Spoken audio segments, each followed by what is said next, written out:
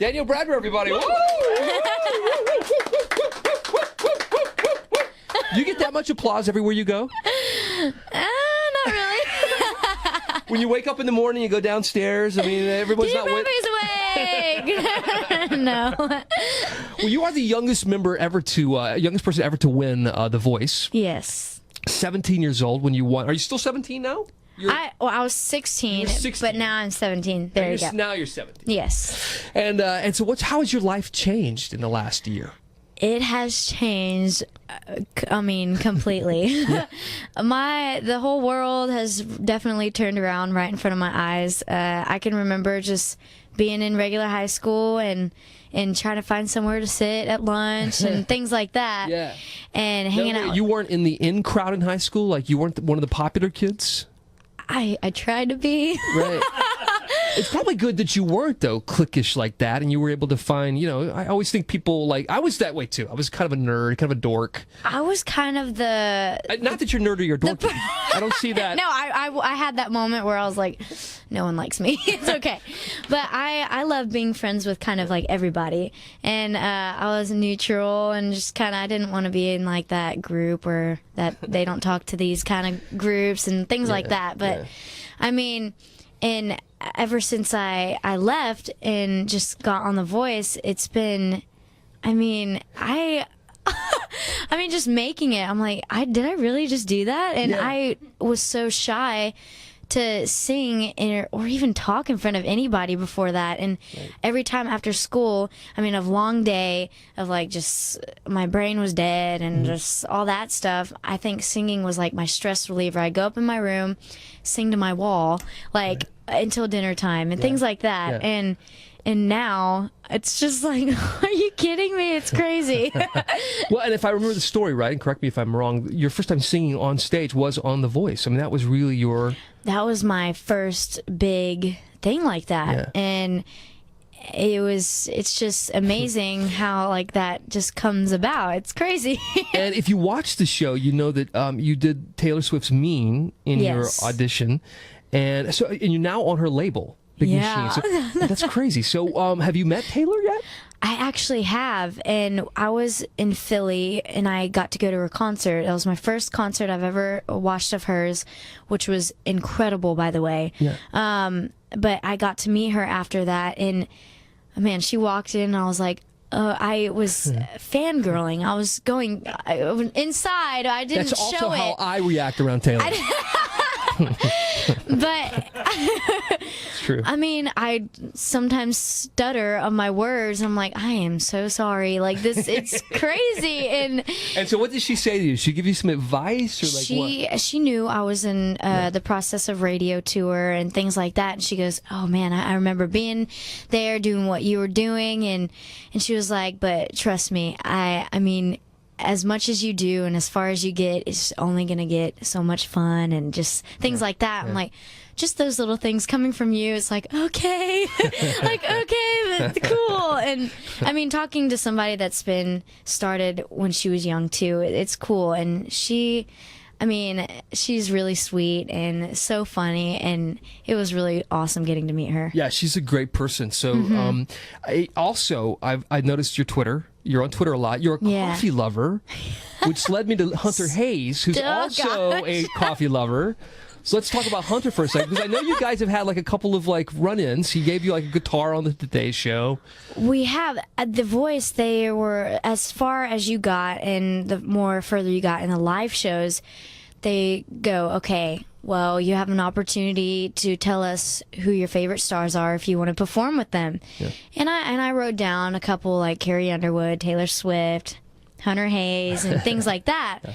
I'm like, that'd be so cool. And I remember I made the top 3, and Blake was the one that revealed that secret to me, and he goes, "So we know who you're performing with." I'm like, oh my gosh, am I gonna pass out when you tell me this, and things like that. And he told me that I was performing with Hunter Hayes, and I picked the song "I Want Crazy," and it was his newest song, and I loved it. And that performance, of course, I will never forget. And it was just amazing. And I've been a big fan of his before. And then not too long after that, ran into him in the Today Show, gave me a guitar. Right. I'm like, oh, wow. wow. Danielle, tell me if I'm wrong, but I'm sensing a little secret crush going on. Am I... Anything you want to tell us about that? It feels like it to me. And you guys, you match up nicely. You're about the same height. Oh my God. Right? I mean, you match up perfectly. Can I do anything to make this happen? Would you like me to step in? I can direct message Hunter on Twitter. He follows me. Does he follow you? Yes, he does. Okay. I mean, he only follows a handful of people. So. Yeah. You could make this happen on your own. I'm kidding, of course, but do you want to? Do you want to go out? I mean, I think he's a little bit too older for me right now. All right. So. Are you done with school, by the way? Are you finished completely? Are you still homeschooling or what? I am still homeschooling. They try to get me at home for maybe a week to do school every day to catch up on things. Like last week, I was home for school, and so we're trying to get that finished. But and you speak Spanish some, or you sing Spanish, right? I actually love to sing Spanish. I mean, a part of my family is from that Latin and like air genre kind of thing, and so. I have no idea what you just said. What was that again? I don't even know what I just said either. Oh, that genre. That genre. There we go. I thought you actually were speaking Spanish right there. Sorry. Could you sing a little Spanish for us here? Do you want to sing something? I mean, what would you sing if you were singing Spanish? Like La Vida Loca? What? I mean, I can. Is that Ricky Martin? I'm naming the first Spanish song that comes to mind. Oh, God. I'm not fluent like that, but if you gave me a Spanish song and wanted me to learn it, I could, and I'd be happy to. There you go. You have gotten to meet over the past year a lot of famous people because you've won The Voice. We've mentioned a couple of them here. Who have you not met yet that you want to meet? I haven't met Tim McGraw, Carrie Underwood. Oh my gosh, because I've met so many. I'm like, oh wow. We just need to get you the red carpet for the CMAs, which I'm sure you're going to be there this year. You'll get to meet them then. I hope so. Right. Yeah, but I've met. I mean, so far every artist I've met, they've been so sweet. Yeah. Yeah. Heart of Dixie is the song that people are hearing on the radio right now. And tell me about that song and why it's special to you. That song got introduced to me for, of course, my first single, and it was such a catchy song the first time I heard it. I'm like, this would be so cool. It's country. Yeah. It's something that I can't really relate to, and it's more mature, but I mean, like, I've said this a couple of times, the great thing about country music, it's the storyteller of it, and I mean, my music video, it was really cool being in the studio singing my own song and then getting to do my first music video and actually seeing the picture of what my song is about. And this whole story is going on behind me while I'm singing, and it's an amazing song, and I'm really glad that was my first single. Well, congratulations on all the success. Thank you. Before we wrap up, and because we're getting to know you a little bit, I thought it might be fun to play fill in the blank here. Okay. So, just the best you can on these. All in Spanish, if possible. Oh, Lordy. Look under my bed right now, and you'll probably find blank. Wow. Do you cram stuff under the bed just to get it out of the way? I used to, but I've gotten good at that. So right now, you wouldn't find anything. Really? Yes. Wow. I know.